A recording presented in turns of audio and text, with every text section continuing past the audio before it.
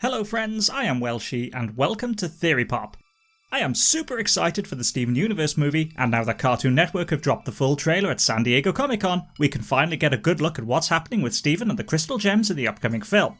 Going into the trailer, we already know a few details that have been revealed over the last few weeks. We got this great poster that gave us a decent look at the film's villain, and the shocking reveal that Steven now has a neck. This seemed to suggest a time skip, which was confirmed as a 2-year gap in this video from Cartoon Network. We also know from the San Diego Comic-Con panel description that, even though Steven thought his time defending the Earth was over, the movie will see him confront his biggest challenge yet. Something more challenging than facing the Diamonds and Homeworld? That's got to be quite the villain. Now we have the trailer, so let's see what's in store for Steven and the Crystal Gems. The trailer opens with Estelle, the voice of Garnet, singing a brand new song from the movie.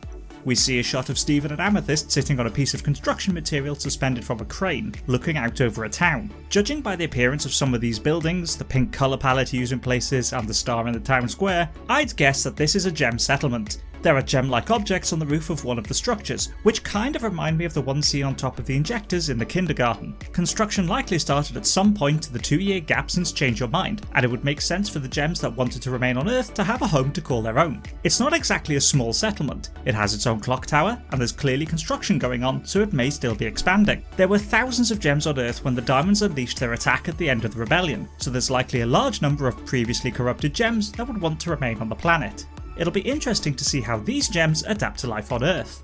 We next see Steven giving some kind of address, which is being broadcast across the Gem Empire. We have some gems, including a Peridot, watching on a beach located on an alien world. This definitely isn't Earth or Homeworld, as we can see other planets in the sky, as well as an ocean. As brief as this shot is, we finally have proof of organic life on other planets. Barnacles on this rock. Or barnacle-like creatures anyway. So there's at least some form of ocean life on this planet. There is a tall structure to the left, which may be a newer design of communication hub being used to receive Steven's broadcast. It's definitely tall enough to be one of these broadcasting towers, and the streamlined design may be a more advanced form of this technology. The shot cuts to Homeworld, where thousands of gems are gathered listening to the same broadcast. Steven reveals what he's been doing during the 2 years of the time skip and what his plans are now. Steven has been taking the stellar empire of the Gem Homeworld apart, and from the sounds of it, fixing some problems on the worlds that the Diamonds had conquered. This is no small task. The Empire has existed for thousands of years, and it would take a lot of work to undo this millennia-spanning domain. It stands to reason that Steven would want to return home and see his friends and family after all that work, which is exactly what we see next.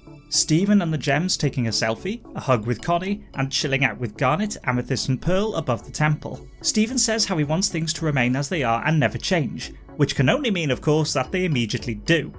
The sky turns dark and the wind picks up as an unidentified gem emerges from the clouds above. This is the villain that has been teased for so long, the gem with the inverted heart, and she has some impressive shape-shifting abilities. The ship she arrived on is revealed to be a huge hourglass-shaped device connected to a large drill. It looks similar to the Era 1 injectors that were left at the kindergarten, except much more advanced. This may be an injector used on later planets conquered by the Diamonds. The drill impacts with the Earth, and the mysterious gem leaps down as Steven states he wants his happily ever after back. Steven believed he was done with fighting and having to save everyone. He's protected the Earth, made peace with the Diamonds and Homeworld, he just wants to enjoy his well-earned break. There's a few quick clips of a fight with this heart gem as she and Steven grapple with a rod. Steven here has those same lines of energy on his body that we've seen when gems come into contact with a gem destabilizer, so his opponent may be trying to use one of these devices on him. She probably doesn't realise that these types of weapons aren't very effective on Steven, as he is half human. The mystery gem then punches at something repeatedly, apparently furious, and sparks fly with each hit.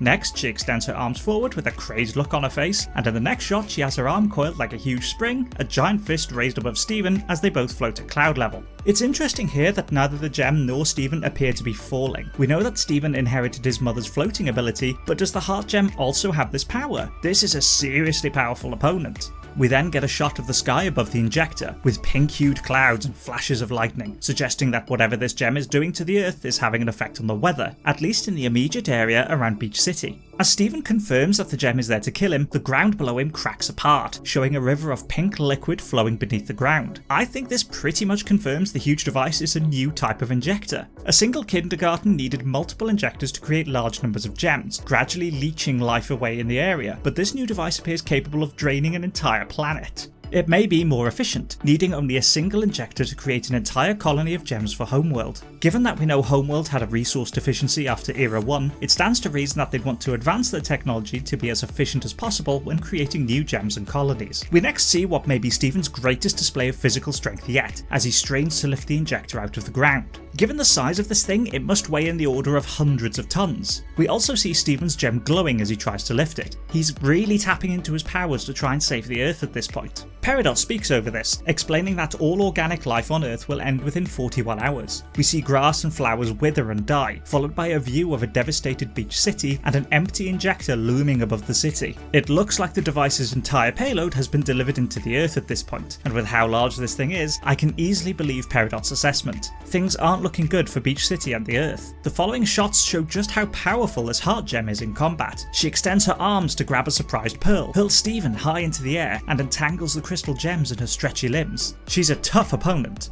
We get more scenes of just how devastated Beach City is, with the injector crashing into the ground and flares of this pink energy surging past the big donut. As the heart gem attacks Garnet, they are standing amidst cracked, broken ground. It's going to take a lot of work to restore Beach City once this is all over. Next, we see Garnet, Amethyst and Pearl fuse into Alexandrite. I think things at this point of the movie are pretty desperate. If you look at the injector behind the giant fusion, the container appears to be completely empty. The injector has already delivered its entire payload, so I think this is a scene towards the end of the movie, probably the climactic final battle in Beach City. We also get a shot of Peridot, Lapis and Bismuth. As Bismuth puts her arms around both Peridot and Lapis, they appear happy together. Based on the scaffolding behind them, it looks like they may be at the construction site of the gem settlement from the beginning of the trailer. It would make perfect sense for Bismuth to be working on homes for the Earthbound gems, and Lapis and Peridot both have abilities and skills that would make construction easier. I think they'd also be able to help the previously corrupted gems adapt to their new lives on Earth, as they've both had experience in making the most of their new home. I think this shot of Pearl and Amethyst falling through the air as they glow pretty much confirms that we will see Opal in this movie. We also have this awesome shot of Steven and Greg rocking out together. There's a look of intense determination on their faces, complete with sweat beads, so they're definitely putting their all into this performance. I don't think the fire on either side of them is necessarily harmful, it could just be stage pyrotechnics, although this debris that's briefly visible in the background could be a hint at something more serious going on in this scene. And now we have the water that floats the ship, as Connie kisses Steven on the cheek. With both characters left blushing, and this well-placed photo of Greg and Rose behind Steven, I think this is a definite indicator of the growing romantic feelings between the two. Or I'm reading too much into it, you decide. We next see an exhausted Steven climbing his way up the injector, and we again get a great sense of the scale of this thing. It's absolutely huge, towering above the smoking ruins of Beach City. As Steven reaches the top, we can see the hole left in the ground where the injector's drill first made contact. I am wondering if this particular spot was chosen on purpose. It's almost directly above the temple. I feel like the drill may have been targeting the temple, or more specifically the crystal heart at the centre of the temple. With how the lines of pink energy almost look like veins, it certainly reminds me of the vein-like apparatuses connected to the heart. And finally, we get the release date for the movie, September 2nd. The movie will premiere on Cartoon Network and be available on DVD. I seriously cannot wait for the movie to arrive. The trailer gives us an indication of how Steven has matured and grown further into his powers, and just how much he has done. He's gone beyond saving just the Earth, now reaching out to help an entire galactic empire to readjust after the events of Change Your Mind. I want to see more of these other planets the gems inhabit as well, but most of all I think this conflict with a truly evil looking character will be the most interesting thing about the movie. We may have an irredeemable character, someone Steven can't negotiate with or convince to leave peacefully, and we'll just have to see how Steven meets that challenge to his belief and methods. This is going to be good! But what do you folks think? Who do you think this gem is? What are you most excited to see in the movie? Let me know by leaving a comment.